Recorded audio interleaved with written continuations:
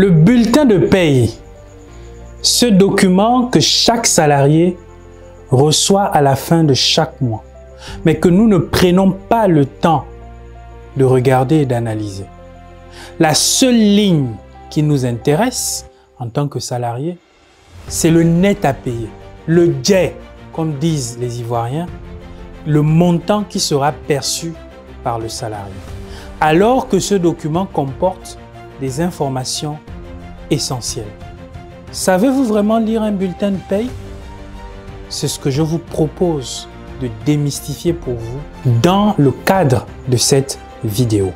Que vous soyez employé, employeur, ce document est crucial car il permet finalement de conserver les droits et obligations de chaque partie.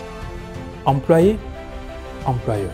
Alors, restez jusqu'à la fin de cette vidéo car j'ai prévu des conseils pratiques en cas d'erreur sur ce qu'il faut faire. Vous n'avez pas intérêt à vous déconnecter jusqu'à la dernière seconde de la vidéo. Sur ce, c'est parti pour notre vidéo. Bonjour, je suis Issa Yomenou, je suis expert comptable, associé et entrepreneur au cabinet Lead Finance. C'est un cabinet d'expertise comptable et d'audit basé à Port-Gentil. Sur cette chaîne, nous faisons le plaisir de décortiquer pour vous les sujets en lien avec la gestion, à savoir la comptabilité, la fiscalité, la paye, l'audit, le social. Tous ces sujets sont finalement traités pour participer modestement à votre réussite entrepreneuriale. D'ailleurs, dans le cadre de cette vidéo, nous entamons une série de vidéos sur la paye. Restez donc connectés pour ne rien rater sur les différents sujets qui seront abordés concernant la paye au Gabon. Comme je l'annonçais en introduction de la vidéo, nous allons démystifier aujourd'hui le bulletin de paye. Et comme vous le verrez, le bulletin de paye finalement se répartit en 5 grandes zones qui partent de l'identification des parties au bulletin de paye, en passant par le calcul des cotisations sociales et les taxes sur salaire et en terminant au niveau du bas de bulletin qui va permettre de rappeler certains cumuls. Nous allons voir étape par étape finalement quelles sont ces différentes zones. Dans la première zone, un bulletin de paye ressemble à ceci. Donc, comme je vous disais, nous avons 5 zones. La première zone, c'est la zone d'identification des parties. La zone 2, ça va être les éléments constituant le total du brut. La troisième zone, c'est les cotisations sociales et les impôts sur salaire. La zone 4, c'est la détermination du net imposable et du net à payer. Et la zone 5, c'est le bas du bulletin. Sur la zone 1, sur l'identification des parties, comme vous le voyez, il y a 2 grands blocs. Un premier bloc réservé à l'entreprise et un second bloc réservé à l'employé. Sur le bloc réservé à l'entreprise, généralement, on va retrouver le logo et le nom de la société. Le siège social, la boîte postale, la ville où l'entreprise est située, le numéro CNSS, le numéro CNAMGS, le NIF, le mois, la période du haut. Ça, c'est pour la partie employeur. Sur la partie employé, on va rappeler le nom et le pronom, le matricule du salarié, le numéro CNSS du salarié, le numéro CNAMGS du salarié, sa date d'embauche, sa situation familiale, marié, célibataire, divorcé. Ça permet de définir les parts fiscales, la catégorie et l'échelon selon la convention collective auquel est rattaché l'employé, la société, sa date de naissance. On va rappeler son titre, donc au niveau de l'emploi. Est-ce qu'il y a des établissements? Est-ce qu'il y a un département? Est-ce qu'il y a un service? Donc là, je vous ai mis pas mal de points qui peuvent ne pas se retrouver dans votre bulletin. Mais globalement, ce sont ces informations que vous allez retrouver dans la zone 1. Sur la zone 2, on va avoir les éléments constituant le total du brut. Et là, vous voyez que le bulletin est subdivisé en 6 colonnes. Une première colonne réservée au code, une deuxième colonne, le code libellé bien sûr, une deuxième colonne réservée au libellé. La troisième colonne permet de déterminer la base. La quatrième colonne permet de déterminer le taux ou le nombre. Cinquième colonne, c'est le gain. Et la sixième colonne, c'est la retenue. Tout en sachant que chaque logiciel utilisé aura sa codification spécifique. Là, c'est juste un exemple que j'ai pris. En fonction du logiciel utilisé dans l'entreprise, la codification pourrait être différente.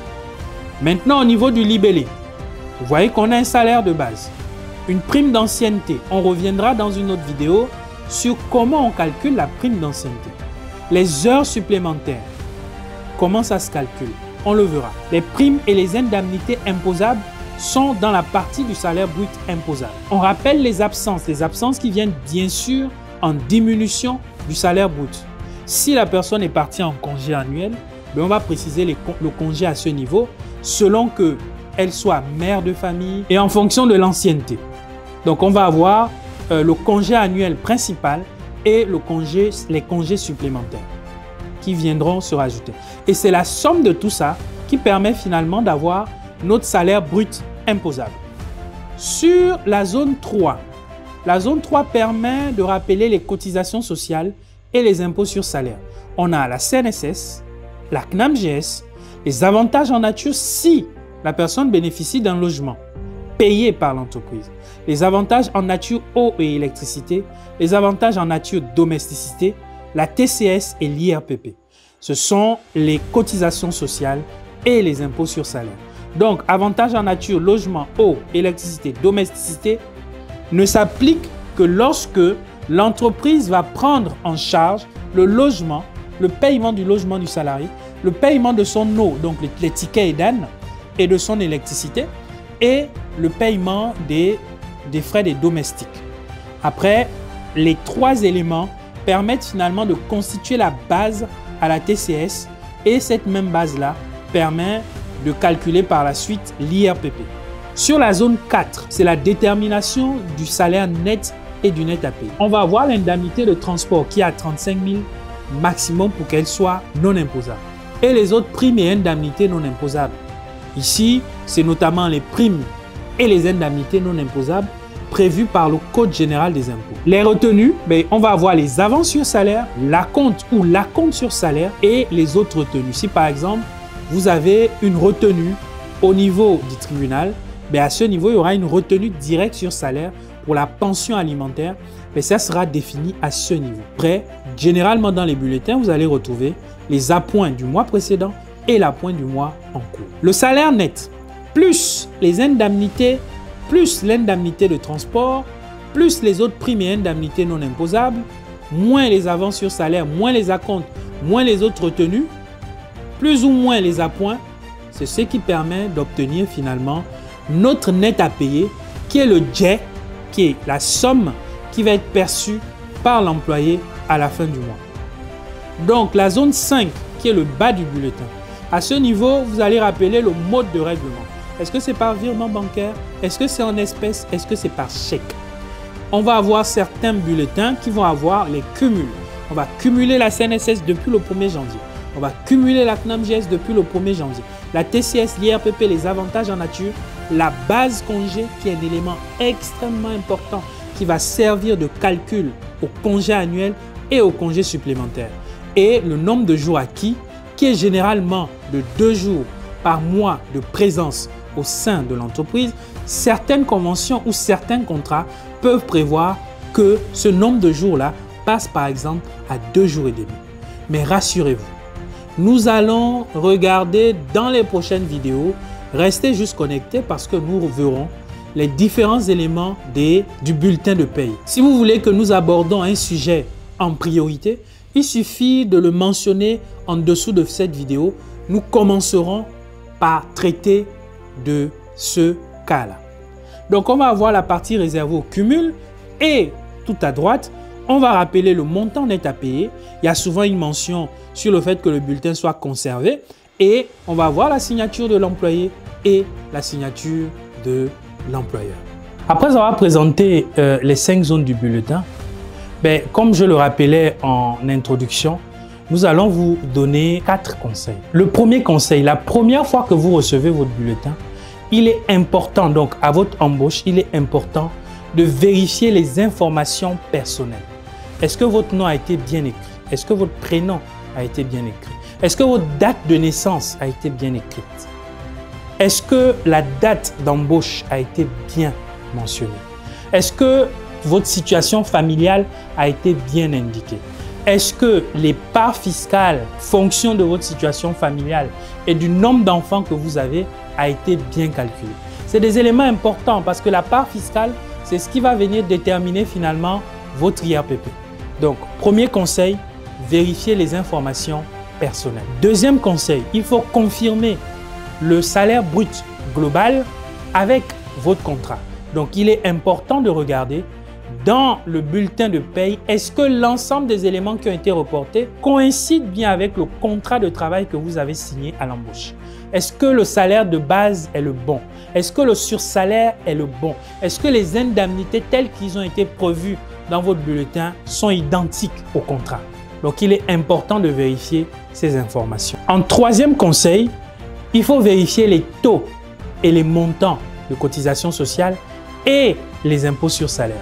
Vu que vous suivez nos vidéos, ça veut dire que désormais, vous comprenez finalement comment la CNSS va être calculée, la CNAMGES va être calculée, la TCS est calculée, l'IRPP est calculé. D'ailleurs, nous avons déjà tourné 2 vidéos, une première vidéo sur la TCS et une deuxième vidéo sur l'IRPP. Si vous avez raté ces 2 vidéos-là, il vous suffit de cliquer en haut à droite de cet écran. Et en dernière position, le 4e conseil, c'est de vous assurer finalement que le net à payer correspond à vos attentes. Parce que ce qui va se passer, c'est que à l'embauche, on vous donne généralement une simulation du bulletin. Et cette simulation du bulletin-là, il faut calculer. Et il faut vous assurer que effectivement le net à payer tel qu'il a été déterminé correspond bien à ce que vous attendez. Si c'est le cas, il vous suffira de comparer la simulation avec le bulletin qui va arriver. Est-ce que c'est vraiment le montant que vous attendiez? Si c'est le montant que vous attendiez, c'est tout bon. Et du coup, vous recevez votre bulletin de salaire avec à la prime votre virement ou votre paiement en espèces ou votre chèque parce que peut-être vous n'aurez pas encore créé le compte bancaire. Voilà, nous sommes arrivés à la fin de notre vidéo. Si vous l'avez aimé, nous vous demandons de faire 3 choses. Likez la vidéo, commentez la vidéo et surtout partagez la vidéo massivement autour de vous. Dans votre entourage, vous connaissez forcément un salarié, vous connaissez forcément un employeur qui s'est toujours posé la question de la composition du bulletin. N'hésitez pas à leur partager cette vidéo. C'est totalement gratuit et nous nous faisons un plaisir de tourner ces vidéos dans le nouveau décor et dites-nous d'ailleurs dans les commentaires ce que vous pensez de ce nouveau décor. Est-ce que vous aimez? Est-ce qu'il y a des choses que vous pensez qu'on pourrait améliorer? Est-ce que surtout le son est bon? C'était l'objectif principal du changement et de l'arrivée dans un studio d'enregistrement. Et on se dit sur ce, à très vite pour les prochaines vidéos.